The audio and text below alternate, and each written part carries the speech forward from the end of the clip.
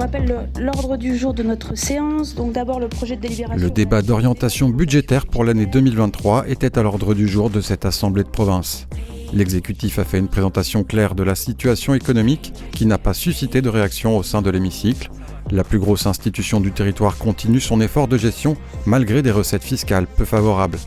Les dépenses de fonctionnement sont-elles maîtrisées et la capacité d'épargne est satisfaisante mais en baisse de près de 5%. Un chiffre qui démontre la volonté de maintenir les investissements. Une enveloppe de 10 milliards de francs permettra de financer les programmes prioritaires tels la sécurité, le logement social ou encore l'équipement des collèges. Autre sujet majeur de la matinée est présenté la veille à la presse, la mise en place d'un dispositif d'incitation à l'installation de médecins libéraux.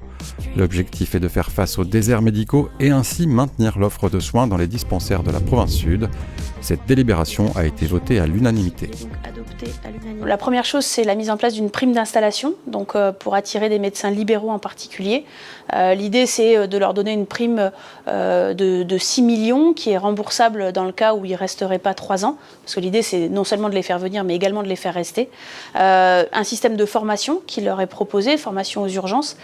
Et puis, on a réalisé un film à destination de l'ensemble des universités de médecine en métropole pour attirer notamment des étudiants en médecine qui finiraient leurs études pour qu'ils viennent s'installer en Nouvelle-Calédonie. Attirer les médecins et former les étudiants en médecine sur le territoire, c'est le projet porté par Sonia Baquès qui a également lancé une mission d'appui pour faire évoluer le Médipôle en centre hospitalier universitaire.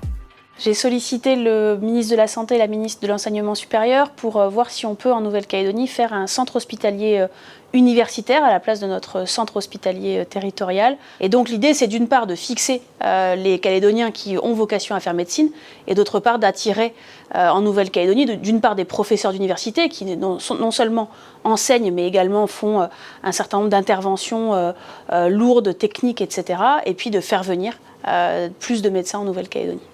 La province sud développe déjà un partenariat avec l'Université de médecine de Bordeaux et va ainsi renforcer l'accueil et la formation des internes sur le territoire.